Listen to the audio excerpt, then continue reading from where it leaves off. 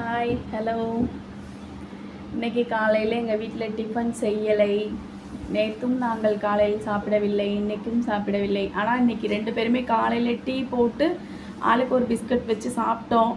Tiffin செய்ய நேரம் இல்லை. என்னென்னா காலையில் குடிக்கிற தண்ணிலாம் வெளியில் தான் போய் குடிக்கணுமா, அது 2 நாளாக தண்ணி வரவே இல்லை.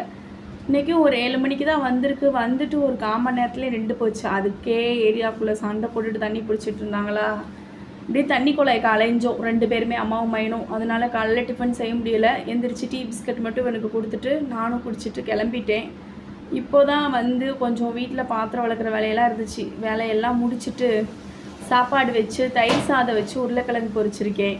இப்போ வந்து இவனை ஊர் சுற்றிட்டு இப்போ தான் வந்தான். இவனை இப்போ முடி வெட்ட சொல்லி அடித்து அனுப்பி இப்போ தான் வந்திருக்கான். அவன் வந்து 2 சைடு பாக்ஸ் 1 சைடு பாக்ஸ் தான் போடுவேன் அப்படின்னு சொன்னான். அதெல்லாம் நம்ம போடக்கூடாதுன்னு சொல்லி 2 அடியை போட்டு காசு கொடுத்து இப்போ தான் அனுப்பி விட்டேன். முடி வெட்டிட்டு வந்திருக்கான். பாருங்கள் அவனை நீங்களே. லஞ்ச் வீடியோவும் பார்க்கலாம்.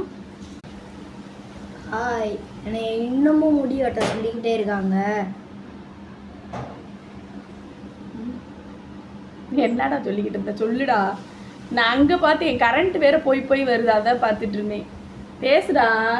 ஹாய், இன்னமும் என்னை முடி வெட்ட சொல்லிக்கிட்டே இருக்காங்க.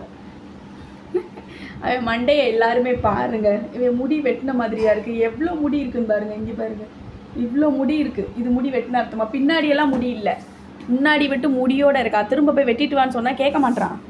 அதான் இன்னைக்கு நைட்டு தூங்கும் போது நம்மளே வெட்டி விட்டுற வேண்டியதான். சொன்னால் அடங்கவே மாட்டுது. எதுவும் வாங்கிட்டு ஏதாவது ஸ்நாக்ஸ் வாங்கிட்டு வந்திருக்கீங்களான்னு கேட்குறியா? இன்றைக்கி எந்த ஸ்நாக்ஸும் நான் வாங்கி தர முடியாதுன்னு சொல்லிட்டேன். இவனுக்கு ஒரு வேலை கூட பார்க்க மாட்டான். வீட்டில் வர இவனை வச்சு என்ன தான் பண்ணுறதுன்னு தெரியலை.